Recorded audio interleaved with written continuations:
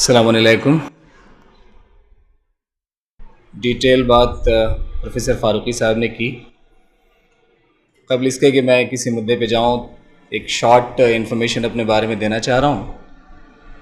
Year 95 से मैं teaching field में हूं और मैथ्स सब्जेक्ट है और आईआईटी जेईई के लिए मैं बच्चों को तैयार करता हूं।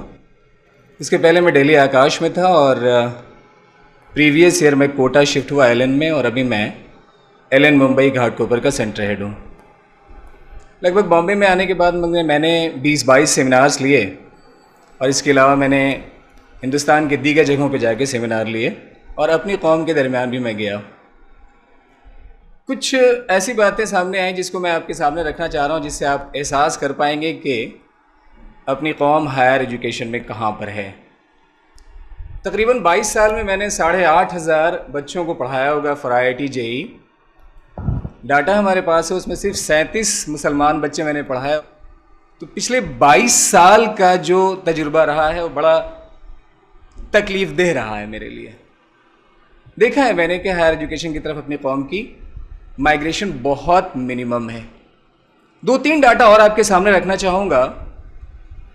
आईआईटी का एस्टैब्लिशमेंट 1950 से है और इसके एंट्रेंस एग्जामिनेशन की शुरुआत 1962 से है। आज तक आईआईटी की हिस्ट्री में कोई शिया बच्चे ने इस एग्ज़ाम को टॉप नहीं किया। एक फिक्र का लम्हा है अपने लिए। एम्स का एग्ज़ाम आप देख लें, सिंगल आज तक के एम्स के रिजल्ट में किसी बच्चे ने एग्ज़ाम को टॉप नहीं किया है। तो अफसोस होता है, तकलीफ होती है और कभी कभी खुद अपने आप से सवाल करने का दिल करता है कि हम अपनी कौम के लिए कहाँ खड़े हुए हैं और अपनी कौम के लिए क्या कर पा रहे हैं। तो इस पे हम लोगों को सोचना है।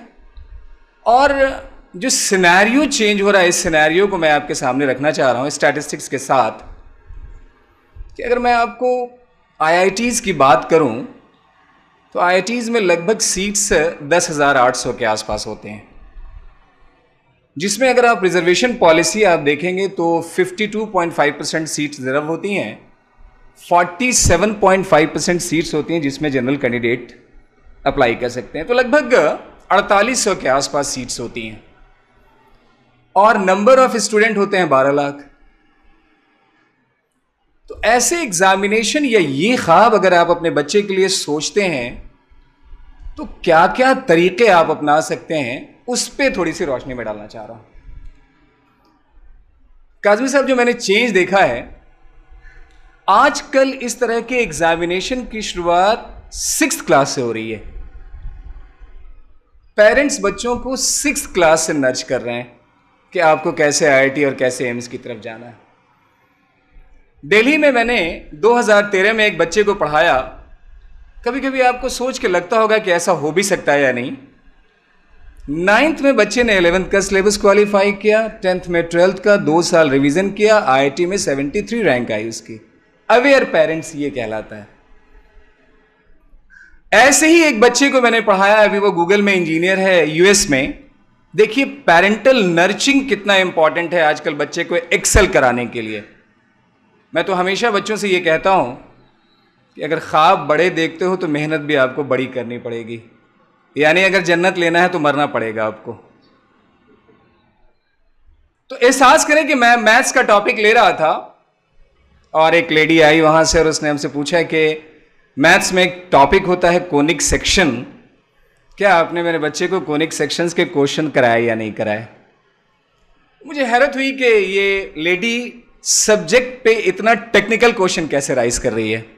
तो मैंने क्लास के बाद फैकल्टी रूम में उनको बुला के मुलाकात की और कुछ क्वेश्चंस मैंने राइज किए। मैंने पूछा कि ये बताइए कि आपका बैकग्राउंड क्या है, क्या कोई टीचर हैं आप। तो पहला जवाब उसका आया कि नहीं, मैं एक हाउस वाइफ हूँ। तो मुझे लगा कि चलो कोई नहीं, एजुकेशनल बैकग्राउंड अच्छा होगा। फिर मैंने पूछा कि आपकी इल्मे लियाकत। सरप्राइजिंग आंसर आया, क्लास 8th पास। फिर मैंने पूछा कि ये सब कोनिक सेक्शन का इल्म कैसे है आपको, पैराबोला एलिप्स का इल्म कैसे। कहा कि जिस दिन मैंने तहिया कर लिया था कि मुझे अपने बच्चे को आईआईटी में पहुंचाना है, जब ये 8th में पहुंचा तो मैंने आईआईटी की बुकलेट मंगा के पूरे 2 साल स्टडी किया, चैप्टर वाइज क्वेश्चंस का पैटर्न देखा और मैंने खुद अपना होमवर्क तैयार किया कि 2 साल मुझे बच्चे के साथ कैसे लगना है। यह है प्लानिंग। जिसकी जरूरत आपको है। आप भरोसा करें, अगर आपको अपने बच्चे को आईआईटी में पहुंचाना है या मेडिकल में ले जाना है, तो इसके लिए जरूरत इस बात की नहीं है कि आपका साइंस बैकग्राउंड हो, एकदम नहीं। जरूरत इस बात की है कि आप प्रैक्टिकली उसके साथ कैसे लग रहे हैं, सब्जेक्ट में उसको इंटरेस्ट कराने की कोशिश करें। प्रोफेसर फारूकी ने बहुत अच्छी एक बात कही, दो तीन बातें बड़ी कॉमन सी आती हैं। आपको केमिस्ट्री समझ में नहीं आ रही, कोई दिक्कत नहीं है। बच्चा कोई फिगर पढ़ रहा है, अब उसे क्वेश्चन राइज कीजिए, फिगर मुझे अच्छा लग रहा है, इसमें क्या क्या रिएक्शन है मुझे समझा दो। समझाने की कोशिश करेगा तो समझेगा भी। कभी आप उससे नफ्सियाती टेक्निकल क्वेश्चन राइज करें, कार का व्हील है, फोर्स लगाओगे व्हील पीछे डायरेक्शन में जाएगा। ऐसा क्या होता है कि गाड़ी स्टार्ट होती है, फोर्स तो पीछे के डायरेक्शन में लग रही है, गाड़ी आगे क्यों बढ़ रही है? ये सब छोटे छोटे इनोवेटिव क्वेश्चंस हैं जिसको आप पुट करके बच्चे का एक इनोवेटिव और स्किल आइडिया आप डेवलप करा सकते हैं। आपको उसके साथ लगना होगा। एक स्टैटिस्टिक्स में WHO का आपके सामने रख रहा हूं जिससे आपको अंदाजा होगा। मेंटल एबिलिटी वर्सेस पॉपुलेशन का ग्राफ एक पब्लिश हुआ 2015 में। उसमें दिखाया गया है कि लगभग 85% लोगों का मेंटल लेवल और परसेप्शन ऑलमोस्ट सेम है। जो 10 to 15% का वेरिएशन है उसमें दो टाइप के लोग हैं। एक वो टाइप है जो मेंटली चैलेंज हैं और एक वो अपर टाइप है जो फिलोसफर हैं या साइंटिस्ट हैं। मतलब ये है कि एक बच्चा IIT जा रहा है, एम्स जा रहा है या नहीं जा रहा है, जो जा रहा है जो नहीं जा रहा, दोनों का मेंटल लेवल ऑलमोस्ट सेम है। फर्क यहां से पैदा होगा कि आपकी प्लानिंग कैसी है उसको नच करने की। आप मुझे बताएं, एक बच्चा 10 मिनट पहले पैदा हुआ हो, उसे मिल्क सक कैसे करना है आपको बताने की जरूरत है? नहीं है। खुदादाद टैलेंट उसके अंदर है। 5 साल की उम्र होती है, आप उसको कोई खिलौना दे खेलने के लिए, अगर उस खिलौने की हयात 1 हफ्ते की है तो बच्चा 2 दिन खेलता है, 5 दिन उसको तोड़ के नए सिरे से बनाने की कोशिश करता है। रीजनिंग बेस्ड एस्पेक्ट उसके अंदर बाय बॉर्न है। और बड़ा होता है, 15 साल की उम्र आती है, आप किसी भी तरह का इलेक्ट्रॉनिक गैजेट्स उसके हाथ में दें, हाउ टू ऑपरेट किसी से पूछने की उसको जरूरत नहीं है। सारी कैपेबिलिटीज उसके अंदर है। एक लाइन लास्ट में कहता हूं, आने वाली जनरेशन तो इस तरह से आ रही है कि वो एक्स्ट्रा चिप अल्लाह उनके दिमाग में दे के भेज रहा है। प्रोग्रामिंग करना आपकी जिम्मेदारी है बस। अगर आपने सही प्रोग्रामिंग की, भरोसा मानिएगा, मैं अपने 22 साल का तजुर्बा दावे के साथ रख सकता हूं कि मैं उन्हीं बच्चों को IIT और एम्स में क्वालिफाई होता हुआ देखता हूं जिनके पेरेंट्स अवेयर हैं। अगर पेरेंट्स अवेयर नहीं है तो कंपटीशन आसान नहीं है, आपको एक्स्ट्रा इनपुट लगाना पड़ेगा। और मैं LN के साइड से बोल रहा हूं, पिछले साल एम्स में जो बच्ची 2nd रैंक लाई, आपको सोच के हैरत होगी कि उसकी मदर एक रेगुलर प्रैक्टिशनर, कम से कम पर डे 1 लाख रुपए का उसका प्रैक्टिस था। अहमदाबाद में उसने 2 साल प्रैक्टिस छोड़ के बच्चे के साथ अपने आप को रखा और नर्च किया, और देखिए रिजल्ट। तो जब भी बड़ा हदफ हो तो आपको एक अलग से सोच और अलग से ताकत लगा के आपको लगना पड़ेगा। जब तक आप नहीं लगेंगे चीजें मिटरलाइज नहीं होंगी। कंपटीशन के सिलसिले में 2-3 बातें और जल्दी से कह के मैं खत्म कर रहा हूं। इनफैक्ट कल मैं, अफसोस भी होता है और बल्कि उससे पहले की एक बात मैं करूं। आमिर साहब ने यूनिटी कॉलेज का जिक्र किया, मैं यूनिटी कॉलेज में गया और सोच के हैरत होगी कि 2 बच्चों को मैंने वहाँ देखा, मुआजना किया। 1.5 घंटे का मैंने IIT JEE और एम्स पे एक सेशन लिया। सेशन लेने के बाद एक अपनों में से एक बच्चा निकल के आके हमसे पूछता है कि ये बताइए, मुझे एयर टिकटिंग का कोर्स करना है तो मैं कैसे करूं? और गैर कौम का बच्चा आके हमसे पूछता है कि मुझे एरो स्पेस में इंजीनियरिंग करना है, हिंदुस्तान में सबसे अच्छा कॉलेज कौन सा है? तो अफसोस वहां होता है, कदम लरसते हैं और फिर इंसान सोचता है कि पता नहीं हम कहां खड़े। No doubt at all member से हम लोगों ने, मौलानाओं ने नो डाउट एट ऑल एक बड़ी यूनिक सी खिदमत अंजाम दिया है और उसका असर दिखता है कि आज़ादारी आजकल कितने फ़रोग़ से हो रही है। लेकिन मैं दस्तबस्ता गुजारिश करूंगा कि आज़ादारी के पहले इल्म पे रोशनी डालना ज़रूरी है, क्योंकि आइम्मा तो इल्म का मजमुआ है, जहालत की निगाह से हम उनको पहचान ही नहीं सकते। आजकल एम्स के एग्जामिनेशन में एक नया टॉपिक इंट्रोड्यूस हुआ है 5 साल पहले, जनरल नॉलेज का, जीके का। जीके क्या है? जैसे केमिस्ट्री की बुक आप ले लें, केमिस्ट्री की बुक के पहले प्रीफेस में ब्लू कलर की पेज होती है, उसमें जिस साइंटिस्ट ने जो इन्वेंशंस किया होगा उसके बारे में, डेट ऑफ बर्थ क्या है, क्या क्या इन्वेंशंस किए, क्या क्या है, सारी चीज़ें।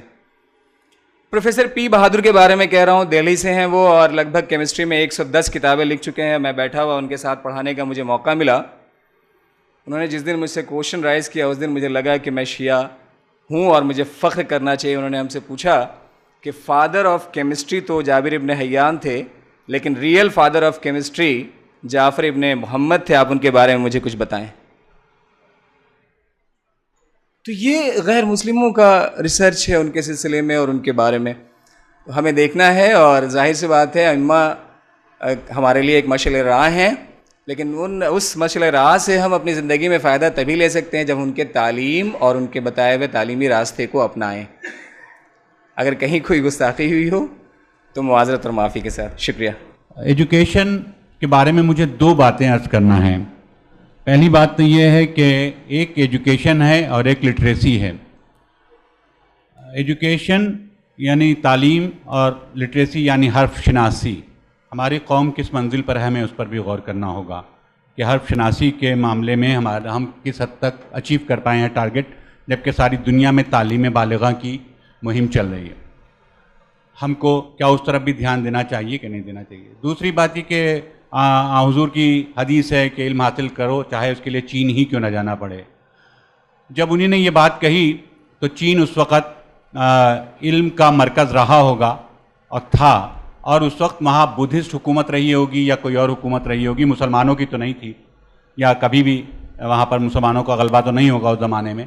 तो उन्होंने ये इसलिए कहा कि इल्म जहाँ से भी मिल रहा हो हम लें, चाहे वो काफिरों से मिले चाहे वो मुशरिकों से मिले, इल्म हासिल करें। तीसरी बात जो सबसे अहम है वो ये है कि इल्म 2 खानों में बंटकर रह गया है मुसलमानों में, कम से कम। एक इल्म दीन, एक इल्म दुनिया। ये 2 अलग क्यों हो गए मेरी समझ में नहीं आया। मैं शिया कॉलेज में पढ़कर आलिम दीन क्यों नहीं बन सकता? आप नाज़मिया या सुल्तानुल मदारिस में पढ़कर जर्नलिस्ट या फिल्मसाज या एडिटर क्यों नहीं बन सकते? जो बहुत ज़रूरी है एजुकेशन के बारे में कि हमने एजुकेशन को 2 हिस्सों में क्यों तकसीम कर रखा है, और जबकि ईरान में ऐसा नहीं है। मैंने ईरान में मेरा मुशाहिदा है, मेरे एक दोस्त थे वो फिल्म बनाते थे, फिल्मसाज थे, मैंने उनके साथ बहुत शूटिंग की। लेकिन जब नमाज का वक्त आता था तो वो जीन्स और शर्ट उतार लेते थे, उसके अंदर से पैजामा निकलता था और वो अम्मामा उनके बैग में रखा रहता था, अम्मामा निकाल के, और वो नमाज भी पढ़ाते थे। तो दरस हुज्जतुल इस्लामी भी किया था उन्होंने इन कोर्सेज़ के बाद।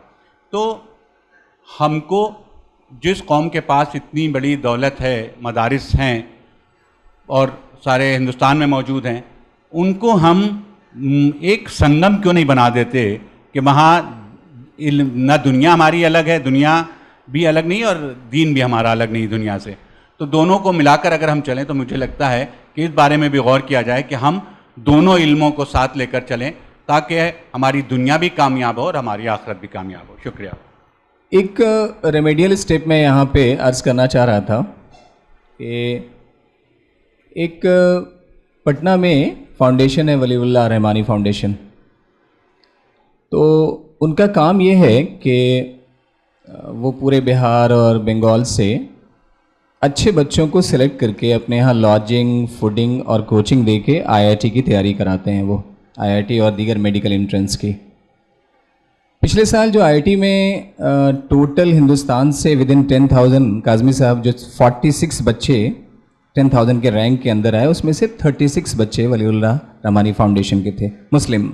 मेरी एक छोटी सी दरख्वास्त है कि क्या हम अपने ऑर्गेनाइजेशन में इस तरह का कोई काम कर सकते हैं या नहीं? कोई इस तरह का फाउंडेशन हम डाल सकते हैं या नहीं? और 2-3 बातें इसमें और मैं ऐड करना चाहूँगा।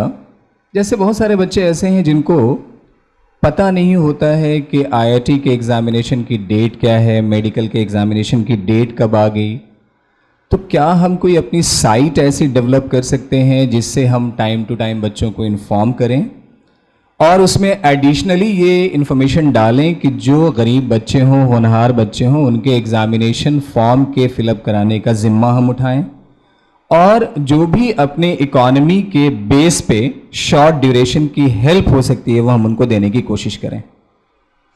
ये चीज़ मेडिकल इंजीनियरिंग के अलावा बैंक, एसएससी और भी दीगर टेस्ट जो होते हैं, रेलवे के एग्जामिनेशंस होते हैं, उनमें भी ये अप्लाई किया जा सकता है। अभी जैसे महाराष्ट्र में क्या होता है कि 10th पास करने के बाद जो एडमिशन्स होते हैं 11th 12th में वो ऑनलाइन होते हैं। बच्चों को पता नहीं होता है कि ऑनलाइन में प्रायोरिटी आपको कैसे फिल करनी है, बच्चों को पता नहीं होता है। अगर प्रायोरिटी वो प्रॉपर फिल करें तो उनको इस तरह से अच्छा कॉलेज एक प्रॉपर मार्क्स पे भी मिल सकता है। तो हम कुछ इस तरह की इंफॉर्मेशन वाया चैनल्स, 3 चैनल के लोग यहाँ मौजूद हैं, इस तरह की इंफॉर्मेशन वाया चैनल या वाया किसी साइट या किसी कोई एक वेबसाइट डेवलप करके अगर हम बच्चों को देना चाहें तो हम दें। तो इस पे हमको गौर करना चाहिए। तो इस पे अगर देखें, अगर कुछ भी अगर अमल हो जाए तो बड़ी बेहतर बात होगी। इसमें कोई ज़रूरी नहीं कि बहुत लार्ज स्केल पे हम करें, हम छोटे स्केल से इसको शुरू करके देखें और जो जो इसमें इंडक्शंस हो वो वक्त ही हम करते जाएं। शुक्रिया। देखिए, बड़ी मुफीद बातें हुई तालीम के सिलसिले में, और रज़ा साहब जो हैं और आमिर भाई और मोहम्मद अली फ़ारूकी साहब ने जो कंट्रीब्यूशन किया है इसके बारे में बहुत ही ग्रेट है। सबसे पहले तो मैं ये दोनों एसएम रज़ा साहब से और आमिर भाई से कहूँगा कि ख़ास करके स्कॉलरशिप वगैरह की जो मालूमात हैं हम लोगों को दीजिए कि हम लोग बच्चों तक ये पहुँचा सकें। यहाँ हम शिया इस्नाशरी जमात से बच्चों की तालीम, एजुकेशन, बुक का भी इंतज़ाम करते हैं। और मौलाना अशरफ ने जैसे कहा कि पायलट प्रोजेक्ट शुरू करने का, मैं उनके साथ भी कोऑर्डिनेट करूँगा और आप लोगों के साथ भी कोऑर्डिनेट करूँगा कि ये चीज़ हम यहाँ से कम से कम शुरू कर सके। और भी लोग शुरू करें, बहुत अच्छी बात है, लेकिन यहाँ से शुरू कर सके। महाराष्ट्र का बता दूँ आपको, बम्बई और महाराष्ट्र का सिनेरियो नहीं मालूम होगा। देखिए, ये बम्बई में तो नहीं ज़्यादा, लेकिन औरंगाबाद वगैरह में एक ज़माने में महाराष्ट्र में शिवाजी के टाइम पे शिया सल्तनतें थी, बीजापुर, गोलकोंडा, ये वो। तो ये जो शिया सुल्तान थे, इनकी काफ़ी जो ज़मीनें हैं वो औकाफ में पड़ी हुई है, लेकिन सब कब्ज़े में है, कोई शियों के हाथ में नहीं है। इतना अफरा तफरी का आलम है कि शियों को कुछ पता ही नहीं। एक ज़माने में यहाँ पे जो शिया औकाफ डॉक्टर रफ़ीक ज़करिया, जो कांग्रेस के ख़ास थे, इंदिरा गांधी के बहुत क्लोज थे, वो करता धरता थे। उन्होंने अपना एक आदमी बिठाया हुआ था ऐसा चेयरमैन, और यहाँ पे कंपोजिट वक्फ बोर्ड है, यानी सेपरेट शिया वक्फ बोर्ड नहीं है। और I have demanded for a separate Shia Waqf board for Maharashtra state. तो ये अभी सुप्रीम कोर्ट में पेंडिंग है, मेरी पिटीशन पेंडिंग है और बहुत सारी पिटीशन पेंडिंग है। तो ये बॉम्बे का सिनेरियो था। अब मैं आपसे रिक्वेस्ट करता हूँ कि आप बताइए, आप इसके ऊपर एक्सपर्ट हैं। सबसे पहले तो मैं अब्बास साहब और अब्बास नकवी साहब का शुक्रिया अदा करूंगा और उनको मुबारकबाद पेश करूंगा कि उन्होंने लम्हे फ़िक्रिया का जो ख़याल था उसको आज पाए तकमील तक पहुंचाया और इस प्रोग्राम को किया, और मैं उन हजरात को मुबारकबाद पेश करता हूं इस प्रोग्राम को इस पैराए पे करने के लिए। जहाँ तक बात है औकाफ के सिलसिले में, तो अभी अब्बास साहब ने एक बात कही कि महाराष्ट्र में और हैदराबाद में, वो यूपी में और हैदराबाद में सिर्फ शिया औकाफ का अलग बोर्ड बना हुआ है और किसी स्टेट में नहीं है। तो ये बात आप लोगों को शायद मालूम ना होगी कि 2013 में जो आज़म खान साहब एक मिनिस्टर हुआ करते थे, बहुत पावरफुल मिनिस्टर थे यूपी में, उन्होंने एक कोशिश की थी कि शिया वक्फ बोर्ड को सुन्नी वक्फ बोर्ड के साथ जब्त कर दिया जाए, मर्ज करके, और दोनों को एक साथ चलाया जाए। कल्ब जवाद साहब ने उसके लिए कोशिश किया, फिर मुझे उन्होंने इलाहाबाद से बुलाया, मैं गया, जा कर के हम लोग चीफ मिनिस्टर से मिले, मीटिंग हुई, मीटिंग में ये बात पूरी तरह से रखी गई। तो उन्होंने, अखिलेश यादव ने पूछा कि भाई आप चाहते क्या हैं? तो हमने कहा हम सिर्फ ये चाहते हैं कि जैसे चल रहा है वैसे ही चलने दीजिए। उन्होंने कहा अभी ऑर्डर लिखिए। इमीडिएटली उनके जो भी उन्होंने मूव्स किए थे वो नलीफाई हो गए उसी वक्त।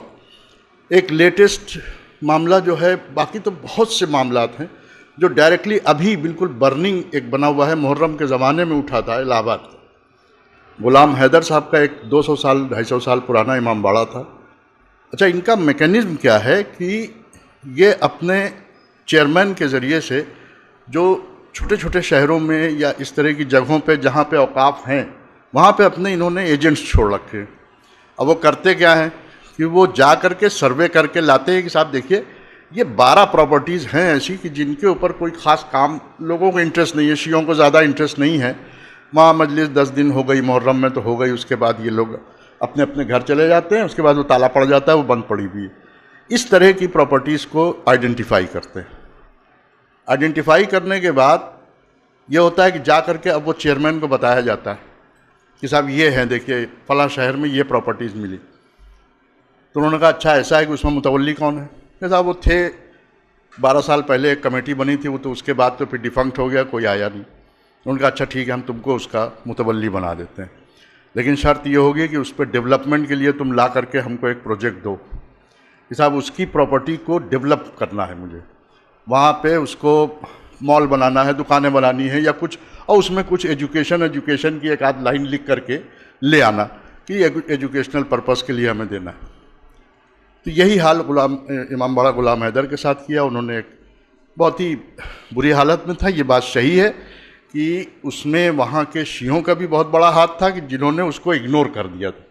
ये तो कहिए कि वक्त रहते लोगों की आंखें खुल गई और दिखाई दे गया, वरना वो तो चला गया था। बहरहाल वो हाई कोर्ट से स्टे हुआ, उसमें किसी तरह से भाग दौड़ की रिट फाइल हुई, फिर वो स्टे हो गया। अभी वो स्टे पड़ा हुआ, लेकिन ये अभी चल रहा है मसला। और उसमें जो वहाँ के माफिया लोग हैं, इवन इलाहाबाद के जो माफिया लोग हैं वो भी इन्वॉल्व हो गए उसमें, और उन्होंने पूरी कोशिश किया हर तरह से लोगों को दबाने की। एक तो ये होता है कि सिर्फ गवर्नमेंट की तरफ से दबाव नहीं, माफिया जो लोकल माफिया था एक, वो तो खैर अब जेल में है, उन्होंने बहुत कोशिश किया, बहुत मदद की इन लोगों की। तो बहरहाल ये एक छोटी छोटी कुछ और शहरों में, जैसे मेरठ में, मुजफ्फरनगर में, कानपुर में, लखनऊ में तो खैर एक शियों की जायदाद बहुत है, वक्त के औकाफ बहुत बड़े हैं। शकील भाई हमसे ज़्यादा अच्छी तरह वहाँ के बारे में वाकिफ़ हैं, ये बता सकते हैं कि क्या क्या किस किस तरह के छोटे बड़े औकाफ मिला करके कितनी प्रॉपर्टीज़ हैं।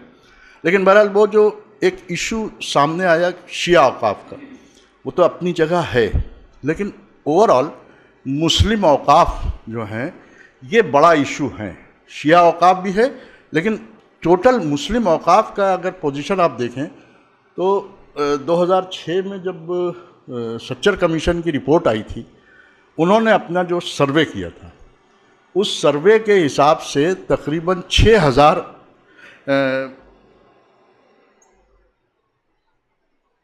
5 लाख वक्फ रजिस्टर्ड थे 2006 में। उसके बाद घटे बढ़े होंगे, ये अलग बात है। और टोटल ज़मीन जो थी 6 लाख एकड़, पूरे इंडिया में, पूरे हिंदुस्तान में 6 लाख एकड़ ज़मीन है जो औकाफ में है। और जब जॉइंट पार्लियामेंट्री कमेटी एक बनी थी 2007 में, गवर्नमेंट ऑफ इंडिया ने बनाया था, उसमें भी ये इशू आया था। तो उन्होंने ये लिखा था अपने रिपोर्ट में कि जो औकाफ की प्रॉपर्टीज़ हैं ये तीसरे नंबर पे ज़मीनों की मालिक हैं, बिसाइड्स रेलवेज एंड डिफेंस। तो अब आप सोचिए कि आप, और उनकी जो आमदनी है वो आमदनी क्या हो रही है आपकी उन औकाफ से, टोटल 1,63,00,000 रुपए उस 6 लाख एकड़ ज़मीन का 1,63,00,000 आमदनी 2006 में उन्होंने एस्टिमेट किया था सच्चर साहब ने कि साहब इतनी आमदनी इनसे हो रही है। और इसको उन्होंने फिर रिकमेंडेशंस बहुत से किए थे अपने रिपोर्ट में कि साहब ट्रेंड ऑफिसर्स को अपॉइंट किया जाना चाहिए जो औकाफ और इस्लामिक लॉ और इंडियन लॉ से पूरी तरह से वाकिफ़ हों। उस तरह के ऑफिसर्स को औकाफ में अपॉइंट किया जाए, एक बाकायदा एक सिलेक्शन का एक प्रोसेस बनाया जाए जिसमें इस तरह के ही लोगों को इनवाइट किया जाए, उनसे ही एप्लीकेशंस इनवाइट की जाए। उसके बाद 1995 में नया वाला एक्ट आ गया था, 1960 वाले एक्ट को उन्होंने ख़त्म कर दिया। फिर 1995 वाले एक्ट में अमेंडमेंट करने के लिए उन्होंने रिकमेंड किया था और बहुत सी चीज़ें उन्होंने कहा था कि साहब एक बोर्ड इस तरह का बनाया जाए कि जिसमें हर फ़िरके के जो आलिम हों और जो इंटेलेक्चुअल्स हों या जो पढ़े लिखे लोग हों उनको ही बोर्ड में शामिल किया जाए। ये ना हो कि कोई भी आकर के बोर्ड का मेंबर बन जाए और उसके बाद वहाँ पे वो खुद बुर्द करना चाहिए। और इन सब रिकमेंडेशंस को तो नहीं माना उन्होंने। किया ये कि 2014 में रूल्स में अमेंडमेंट किया। देखिए 1995 का जो एक्ट था उसमें सेक्शन 51 में एक प्रोविज़न इन्होंने दिया था कि साहब कोई भी प्रॉपर्टी वक्फ की जो है उसको लीज नहीं किया जा सकता, और इन्हीं उस वक्त की प्रॉपर्टीज़ को उन्होंने डिफ़ाइन कैसे किया था कि मस्जिद, कब्रस्तान, खानका, इमामबाड़ा और दरगाहें, ये जो हैं इनकी ज़मीन को किसी भी हालत में लीज़ पे नहीं दिया जा सकता। इन्हीं सर्कमस्टांस इनको लीज़ पे नहीं दिया जा सकता। ये चला आ रहा था। अभी यूपी की एक और सिचुएशन आपको बताऊंगा। 2014 में अब ये कहते ये हैं कि सच्चर साहब ने जो रिपोर्ट दी थी उसके बेसिस पे हमने ये रूल्स बनाए हैं। अब रूल्स आपने बनाए क्या? रूल 3 में आपने क्या लिख दिया? ये तो पूरे इंडिया में अप्लाई हो रहा है, ये ऐसा नहीं कि सिर्फ यूपी में अप्लाई हो रहा है। ये तो एक्ट सेंट्रल एक्ट है, उसके रूल्स सेंट्रल रूल्स हैं, इसलिए वो सब जगह अप्लाई हो रहा है। रूल 3 में आपने क्या कह दिया कि साहब ठीक है, कोई भी इमामबाड़ा, कब्रस्तान, दरगाह या मस्जिद या और जो जगह हैं इनकी लीज पे नहीं दिया, प्रोवाइडेड, उसमें एक लफ्ज़ ले आए प्रोवाइडेड, जो इस प्रॉपर्टी के जो स्पेयर पोर्शन होगा उसको आप लीज पे दे सकते हैं। अब ये spare portion in addition to this property, ये क्या चीज़ होती है? वक्फ अगर है तो वक्फ है, एक मस्जिद अगर है तो मस्जिद का सहन जो है तो वो तो एडिशनल प्रॉपर्टी नहीं हुई। मस्जिद का सहन खुला हुआ अगर है तो ये सहन वो तो नमाज के लिए, वो उसी पर्पज़ के लिए इस्तेमाल होगा। कब्रस्तान अगर है तो 4 कब्रों के बाद बाकी सहन थोड़ी हो जाएगा, पूरा कब्रस्तान एज इट इज़ कब्रस्तान रहेगा। अब आपने इसमें ये जो रूल 3 में अमेंडमेंट करके ये जो एक शिक ला करके डाला, ये माफियाज के लिए एक बहुत बड़ा आपने एवेन्यू खोला है। उनको इनवाइट कर रहे हैं कि आइए और आ करके आप खुली जगह आइडेंटिफाई करके दो, ताकि उनको हम डेवलपमेंट के नाम पे स्वैलो कर सकें। अब हुआ क्या, इलाहाबाद में जो प्रॉपर्टी सामने आई उसमें भी इन्होंने रूल 3 का ही फ़ायदा उठाया, जो पकड़ लिया गया और वो कोर्ट के सामने होने की वजह से ये अच्छा। और अब जैसे मिसाल मैं दूं कि कब्रस्तान है, 4 बीघे का एक कब्रस्तान है किसी गांव में या किसी जगह पे, उसमें एक 2-4 कब्रें ऐसी हैं जो पक्की बनी हुई हैं, जो पुरानी थी वो कब पक्की बनी हुई। तब कोई साहब खड़े हो जाएं, कहेंगे साहब ये जो पक्की कब्रों वाला हिस्सा है ये तो कब्रस्तान है, बाकी हिस्सा चूंकि ओपन पड़ा हुआ है ये तो ये आउटसाइड वक्त की प्रॉपर्टी हो गई, तो इसको हम डेवलप करेंगे। तो ये एक डेंजरस सिचुएशन है, इसके ऊपर ध्यान देने की बहुत सख्त ज़रूरत है। और ये अभी तक मैं नहीं समझता कि पूरे हिंदुस्तान में कहीं पर भी इसको न पढ़ा है किसी ने और न इसके ऊपर ध्यान दिया गया है। अब ये इत्तेफाक से हम लोगों की नज़र में आ गया, पकड़ गया, अब इसको इशू को बनाया जा रहा है, इशू को उठा रहे हैं और लोगों से सब जगह गुजारिश कर रहे हैं कि जहाँ जहाँ जब जब मौका मिले तो इसको उठाया जाए, ताकि फ्यूचर में अगर कोई ऐसी सिचुएशन आती है, इवेंचुअलिटी आती है, तो आप उसको चैलेंज कर सकें या उससे लड़ने की पोजीशन में रहे पहले से, अगर आपको मालूम रहेगा। यूपी की एक और सिचुएशन, 1994 में एक इन्होंने, यानी 95 में एक्ट आया है नया वाला, ये बताते हैं। 94 में इन्होंने एक गवर्नमेंट ऑर्डर इशू किया सेक्रेटरी माइनॉरिटीज़ वेलफेयर ने। उसने क्या कहा कि किसी भी सुन्नी या शिया वक्फ की प्रॉपर्टी के ऊपर अगर डेवलपमेंट का काम होना है तो उसके लिए वहाँ की लोकल डेवलपमेंट अथॉरिटी या म्यूनिसिपैलिटी उनसे नक्शा पास करने की कंडीशन नहीं लगाएगी। अगर वक्फ बोर्ड ने नक्शा पास कर दिया है तो दैट इज सफिशिएंट। अब ये 94 का जियो जो है, इसके बेसिस पे चाहे वो सुन्नी वक्फ बोर्ड हो चाहे शिया वक्फ बोर्ड हो, यूपी में दोनों ने मिल करके औकाफ की प्रॉपर्टी कम से कम मेरा अंदाज़ा ये है कि पिछले 5 साल में 500 करोड़ से ज़्यादा की प्रॉपर्टी डेवलपमेंट के नाम पे औकाफ से छीन करके और उनके ऊपर बिल्डिंग्स बनाना शुरू कर दिया, या बन चुकी हैं या बन रही हैं या कंप्लीट हो चुकी हैं, जिनको हैंडओवर किया जा चुका है। तकरीबन 500 करोड़ का तखमीना हम लोगों का है हो सकता है ज़्यादा हो सकता है हम ही लोगों ने ज़्यादा अंदाज़ा लगा लिया हो, लेकिन बहरहाल ये हुआ है। अब पोजीशन क्या है उस 94 के जियो की? Urban planning and development act UP का एक एक्ट है जिसमें ये प्रोविज़न है कि साहब कोई भी बिल्डिंग अगर आप डेवलपमेंट कहीं भी कर रहे हैं तो उसके लिए आपको डेवलपमेंट अथॉरिटी से मैप सैंक्शन कराना ज़रूरी है। सेक्शन 14 और 15। इवन उन्होंने गवर्नमेंट की एजेंसीज को भी छूट नहीं दी है कि आप बगैर नक्शा पास कराए हुए कोई बिल्डिंग बना सकते हैं। गवर्नमेंट की एजेंसी को सिर्फ इतनी छूट है कि कोई गवर्नमेंट की बिल्डिंग बन रही है तो वो नो ऑब्जेक्शन सर्टिफिकेट तो ऑब्टेन करेगा, अपना मैप ले जाके सबमिट करेगा अथॉरिटी को, वहाँ से नो ऑब्जेक्शन सर्टिफिकेट मिल जाएगा कि हाँ साहब ठीक है, सब ठीक। लेकिन no objection certificate is a must, बगैर उसके नहीं बना सकते। आपने इस जियो के ज़रिए से क्या किया, डेवलपमेंट अथॉरिटी को पिक्चर से हटा दिया। अब वक्फ बोर्ड वो जियो लेके गए, वक्फ बोर्ड से नक्शा पास कराया, डेवलपमेंट अथॉरिटी को दिया, उसने चुपचाप वो लेके वो आपका नक्शा लेके बैठ गए। उन्होंने ना उनको ऑर्डर पास करने की ज़रूरत है ना कुछ।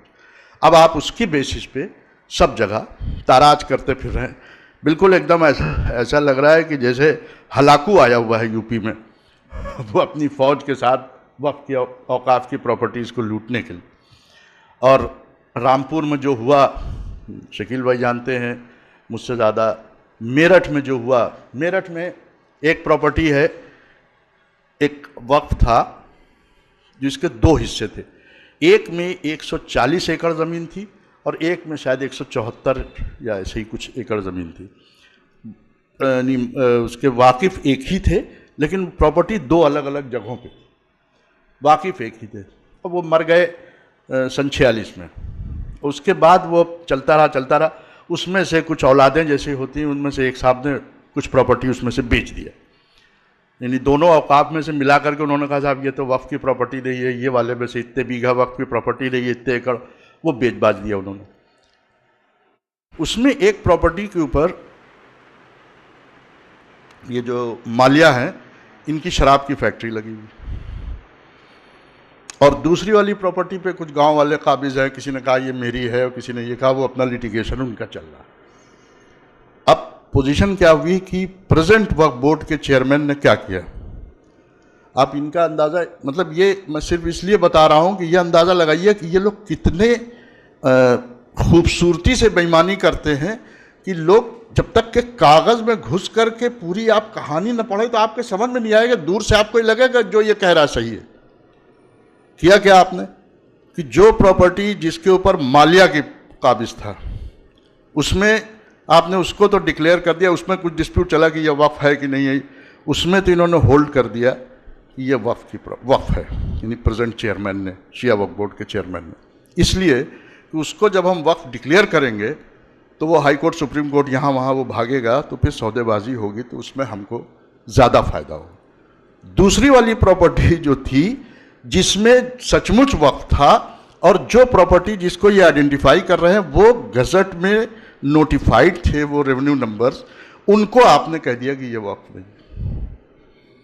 उसमें हुआ क्या, उसमें जो लोग काबिज थे उसमें 2-3 वहाँ के नेता थे, कुछ उनके मिलने वाले थे, कुछ उनके रिश्तेदार थे।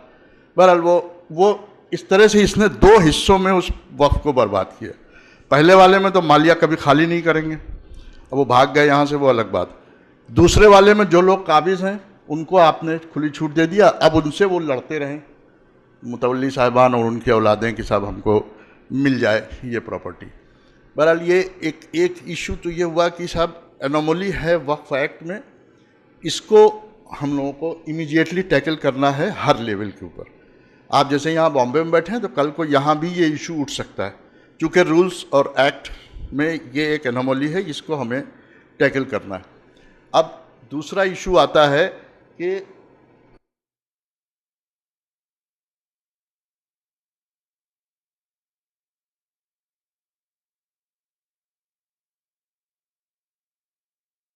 जो औकाफ की आमदनी होती है, इस आमदनी को 10% वक्फ एक्ट के हिसाब से 10% आपको वक्फ बोर्ड को कंट्रीब्यूशन देना होता है, और वक्फ बोर्ड चलेगा भी तो उसी पैसे से चलता है, चूँकि गवर्नमेंट बहुत थोड़ी सी ग्रांट देती है वहाँ के स्टाफ को चलाने के लिए। अभी जो लेटेस्ट एक रिपोर्ट आई है कि साहब वक्फ बोर्ड कैसे चल रहा है, तो सुन्नी वक्फ बोर्ड की रिपोर्ट के सिलसिले में उन्होंने ये लिखा है अपनी रिपोर्ट में, जो यहाँ से एक सर्वे टीम गई थी दिल्ली से, उन्होंने ये लिखा है कि साहब उनके पास 1 रुपये भी वो तनख्वाह वक्फ बोर्ड से नहीं लेते हैं एज ए चेयरमैन, लेकिन पिछले 10 साल में उन्होंने 90 करोड़ की प्रॉपर्टी बना ली। तो कहाँ से बना ली? ये बाकायदा गवर्नमेंट ऑफ इंडिया की रिपोर्ट है, जुफर फारूकी साहब चेयरमैन है और उन्होंने 90 करोड़ की जायदाद बना ली। ठीक है, उनका हो सकता है कोई बिजनेस और भी हो, ये भी नहीं कि हम कह सकते हैं कि भाई चमड़े के व्यापारी हैं, कपड़े के व्यापारी हैं, हो सकता है कि वो कुछ और भी कमाते, लेकिन 10 ही साल में उन्होंने 90 करोड़ कमाए। अगर वो किसी और बिजनेस में होते तो शायद इससे कम कमाते, या हो सकता है और ज़्यादा कमाते, बेचारे वक्त की वजह से वो कुछ और कम कमा पाए।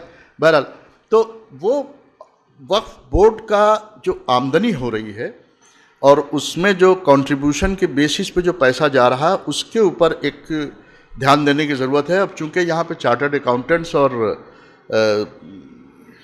कंप्यूटर और लैपटॉप और इंटरनेट से पूरी तरह एक्वेंटेड लोग हैं आप लोग, क्या ये नहीं हो सकता, ये मेरा सजेशन है और इसके ऊपर आगे काम होना चाहिए कि ये जो सारे पेमेंट्स हैं वक्फ बोर्ड के, जो 10% का आपको कंट्रीब्यूशन देना है, ये ऑनलाइन कर दिया जाए और वक्फ बोर्ड के अकाउंट में डायरेक्टली आप यहाँ से, मान लीजिए आपका वक्फ है, आपकी आमदनी 10,000 रुपये हुई, तो अब आपको 10% देना है, 1,000 रुपये आपको साल में वहाँ जमा करने हैं, तो आपने डायरेक्टली उनके अकाउंट में वो पैसा भेज दिया जो वहाँ रिफ्लेक्ट हो रहा है।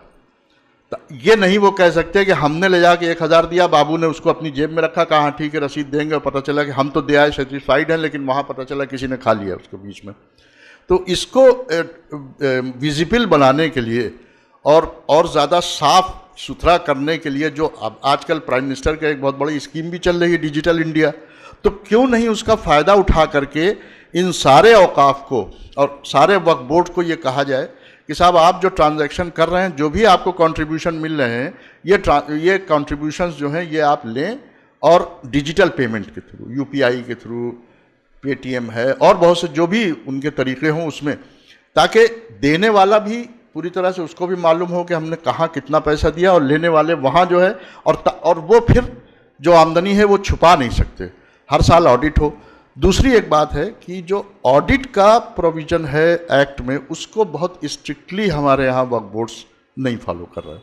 उसकी वजह है करप्शन की वजह है और भी बहुत से रीज़न है कि वो लोग स्ट्रिक्टली ऑडिट को साल में प्रॉपरली नहीं किया जाता। तो ऑडिट की एक टीम जो है वो आपके यहाँ एक होनी चाहिए कि जो जैसे सच्चर साहब ने इस बात को सजेस्ट भी किया था अपनी रिपोर्ट में कि जो चार्टर्ड अकाउंटेंट्स हों, स्पेशलाइज्ड इस फील्ड के जो लोग हों, उनको इंगेज किया जाए for auditing purposes of the Waqf boards account, ताकि वो ईयरली जाएं, वक्फ जो औकाफ हैं उनके अकाउंट्स को चेक करें और साथ ही साथ उनके वक्फ बोर्ड के अकाउंट जो हैं उनको भी चेक करें, ताकि ये जो एनोमली है वो सामने वो ना आए। तो इसके ऊपर भी काम होना चाहिए कि हम लोग अपने औकाफ वक्फ बोर्ड्स को इस बात के लिए और गवर्नमेंट को इस बात के लिए वो करें कि साहब या तो अमेंडमेंट करें, रूल्स बनाएं, क्योंकि जो रूल्स उन्होंने 2014 में बनाए हैं उसमें ऑडिट के सिलसिले का कोई एक भी रूल नहीं है। सारा कंसंट्रेशन उन रूल्स में है इस बात पे कि प्रॉपर्टी को लीज कैसे किया जाएगा, लीज करना है तो ये होगा तो ये होगा, तो ऑडिट एडवर्टीजमेंट निकालिए, 2 पेपर में छापिए और उसके बाद एग्रीमेंट जब कीजिए तो उसका इतने % वहाँ जमा कीजिए, फिर एग्रीमेंट का रजिस्ट्रेशन कराइए, इसके ऊपर तो पूरा जोर है। लेकिन वक्फ बोर्ड की आमदनी को कैसे बढ़ाया जाए, जो ऑडिट करने का जो चैप्टर 6 में वक्फ एक्ट में चैप्टर 6 है जिसमें ऑडिट का पूरा प्रोविजन, उसके बारे में वो रूल्स 2014 के एकदम साइलेंट है। और ये 2014 के रूल्स जो हैं ये यानी प्रेजेंट एनडीए गवर्नमेंट के आने के बाद से लागू हुए, 3/6/14 या 13/6/14 ऐसे ही कोई डेट है, तब से ये लागू हुए हैं। तो इसलिए इस गवर्नमेंट को भी हम लोग कह सकते हैं कि साहब ये लोग जो लोग बैठे हुए हैं वहाँ पे, उनको बताया जाए कि साहब ये देखिए ये हमारा प्रपोजल है, हमने एक पूरा ब्लूप्रिंट भी एक बनाया हुआ है उसके ऊपर कि कैसे इस प्रॉपर्टी को, यदि ये जो पैसा है इसको औकाफ का पैसा डायरेक्टली वक्फ बोर्ड तक जाए, ताकि वहाँ पर उनकी सैलरीज और बाकी एक्सपेंसेस जो हैं वो उसको इनकर करने में उनको आसानी हो। पूरा मेरे पास एक ब्लूप्रिंट तैयार है, अगर कोई साहब चाहेंगे तो मैं उनको अभी दे दूंगा। अब रही बात तीसरी, एक छोटी सी बात और रह गई है, वो ये है कि जब हम लोग ये औकाफ के सिलसिले में या उसके सिलसिले में बात करते हैं तो आमतौर से ये देखा गया है कि बहुत संजीदगी नहीं है सोसाइटी में इसके तहत, और उसके लिए मैं समझता हूँ कि हमारा जो उलमा का फोरम है, अगर ये थोड़ा सा ज़्यादा ध्यान दें और औकाफ की अहमियत को, जहाँ और सब चीज़ों के बारे में बात हुई, और चूँकि देखिए कुछ भी कहा जाए, ये इंस्टीट्यूशन जो उलमा का इंस्टीट्यूशन है, यही हम लोगों का एक पूरी, यानी जिसको कहना चाहिए कि जान है पूरी हम लोगों की सोसाइटी की, और इनकी बात को लोग ज़्यादा ध्यान से सुनते हैं बनिस्बत और लोगों के जो लोग कहते हैं। तो अगर आप लोग अपने इस फोरम को अपने औकाफ को बचाने के लिए और औकाफ की अहमियत को बताने के लिए भी यूज़ करें, कुछ थोड़ा वक्त कभी कभार कुछ ऐसे मौक़ों पे, या देहातों में या जो रूरल एरियाज़ हैं वहाँ पे जब आप जाएं तो वहाँ पर मेरी गुजारिश ये है कि इसके बारे में भी थोड़ी सी एक नए सिरे से अवेयरनेस पैदा करने की बहुत सख्त ज़रूरत है। इसलिए कि मान लीजिए आप लड़ रहे हैं, अब्बास साहब लड़ रहे हैं, तो ये अपने लेवल पे यहाँ अपने वक्त के लिए तो लड़ लेते हैं, लड़ लेंगे भाई, ये है एक इशू है, इन्होंने यहाँ लड़ लिया, लेकिन वहाँ जो इंडिविजुअल एक छोटा आदमी बैठा हुआ है जो देहात में, उसको ये समझ ही में नहीं आ रहा कि ये वक्फ है क्या चीज़, हम कहाँ से आ गए एकदम से ये वक्फ पैदा हो गया, और ये पता नहीं क्या है, हमको ना इसकी आमदनी मिल रही है ना हम इसमें, और साल भर में हम इसमें मजलिस भी कराएं, मातम भी कराएं, मस्जिद में सफाई करने का भी इंतज़ाम कराएं, हम क्यों कराएं भाई, हमारे बाबा तो अच्छा छोड़ के चले गए। तो ये जो एक वैक्यूम क्रिएट हुआ है सोसाइटी में, उसका वो भी एक बहुत बड़ी वजह है कि लोगों का इंटरेस्ट औकाफ की तरफ से ख़त्म होता जा रहा है, और वो लोग हावी होते जा रहे हैं जिनकी नज़रें गंदी रहती हैं और जो ये चाहते हैं कि भाई जहाँ से भी आमदनी हो सके हमको मिले। तो ये दो फैक्टर अलग अलग हैं, लेकिन दोनों साथ साथ काम कर रहे हैं। उसका इंटरेस्ट ख़त्म हो रहा है, इनका इंटरेस्ट बढ़ रहा है। अब ये इनको पीछे ढकेलना, इनको आगे ढकेलना है। अब ये काम सब लोग मिल करके, अगर आप लोगों के लेवल से और भी लेवल से, शकील भाई वगैरह हैं, ये अपने पेपर में बराबर लिखते ही रहते हैं इन लोगों से कि साहब आप लोग अपने तौर पे भी एक थोड़ा सा इसको आगे बढ़ाएं, इसलिए कि बगैर अवेयरनेस के कोई भी काम आप नहीं कर सकते। और कोई भी 2 4 10 इंडिविजुअल हैं, हम हैं, अब्बास भाई हैं, या कोई और लोग हैं, या जो लोग हमारे पीछे हैं वहाँ लड़ने के लिए तैयार बैठे हैं, तो वो शहरों में हैं, कुछ एक आध 2 प्रॉपर्टीज़ के लिए लड़ रहे हैं, लेकिन इन जनरल जो अवेयरनेस होनी चाहिए वो थोड़ी सी उसकी कमी हुई है, और वो ज़रूरी है कि उसके ऊपर भी काम बहुत तेज़ी के साथ किया जाए। एक छोटी सी बात और थी जो औकाफ से अलग हट करके, अगर आप इजाज़त दें तो मैं एक 2 मिनट बस इसके ऊपर, कि देखिए हम लोग अभी एजुकेशन के ऊपर इतनी बातें हुई हैं और बहुत सी बातें सब सुबह से हो रही हैं। अब मेरा ये मानना है, मैं माफ़ी के साथ आप सबसे, कि साहब बद्दुआ देने से आपकी सोसाइटी को भला नहीं होने वाला। आप खाली बद्दुआ दे दें कि तुम मर जाओ, तुम्हारी बर्बाद हो, इससे आप आबाद नहीं होंगे। बद्दुआओं का ज़माना गया, अब काम का ज़माना शुरू हुआ है, क्योंकि चैलेंजेस अब ज़्यादा बड़े आए हैं आपके सामने। अभी तक जो था, पाकिस्तान बना, बाबरी मस्जिद गिरी, क्या हुआ, ये सब अपना एक तारीख होती जा रही है। आज की दौर में, जिस दौर में हैं, जिस तरह के चैलेंजेस आपके सामने अब आने वाले हैं या आ रहे हैं, उनको लड़ने के लिए वो पुराने हथियार आपके नहीं काम आएंगे। पहली चीज़ तो जो आमिर साहब ने और हज़रत ने कही अभी कि साहब पढ़ना, एजुकेशन सबसे बड़ा हथियार है, वो एजुकेशन। उसके ऊपर काम किए बगैर आप अपनी सोसाइटी की, देखिए हम आप अब जिस एज में हैं उसके बाद अब चले ही जाना है, 10 साल 15 साल 20 साल 25 साल, लेकिन जो आने वाली जनरेशन है उसको आप क्या दे के जाएंगे, इसके ऊपर भी थोड़ा सा वो होना ज़रूरी है। और उनको फ्रस्ट्रेशन है, इसमें 2 राय नहीं, और जहाँ फ्रस्ट्रेशन होता है वहाँ पे बेरारवी बहुत आसानी से एंटर कर जाती है। कोई भी उनको बहका करके, उन फ्रस्ट्रेटेड नौजवानों को बहका करके उनसे कोई भी गलत काम ले सकता है। जो कल काम करना है, बद्दुआएं जो हैं वो उनका दौर निकल गया, बद्दुआओं से आपकी कौम को तरक्की नहीं मिलने वाली। जो अभी आमिर साहब ने रखी अपनी तकरीर में बात, और आपने कहा कि IIT में और यहाँ वहाँ, मेरे पास कुछ पेपर्स हैं, मैं चाहा तो उस वक्त सवाल पूछूंगा या उसमें बताता। उसके बारे में बता दूं कि मेरे पास कुछ डिटेल्स ऐसी हैं कि टोटल 1/3 लैंड जो है करीब करीब दुनिया में वो मुसलमानों के पास है, तकरीबन, इससे कम भी हो सकती है गुजर, और तकरीबन 50 मुल्क हैं गिनती में अगर देखा जाए जो मुस्लिम कंट्रीज़ कहे जा सकते हैं, मुस्लिम कंट्रीज़। तो 1/3 आपके पास लैंड, 50 मुल्क आउट ऑफ 210 कुछ या 194 कुछ भी हो। तो इसमें आपके यहाँ यूनिवर्सिटीज़ कितनी हैं? आपके यहाँ टोटल यूनिवर्सिटीज़ 2010 का डाटा मैंने कलेक्ट किया था, अभी अलीगढ़ यूनिवर्सिटी में एक पेपर पढ़ना था उसके लिए। तो आपके यहाँ कुल हैं इन 50 कंट्रीज़ में 5,500 के आसपास यूनिवर्सिटीज़, 50 कंट्रीज़ मिला करके।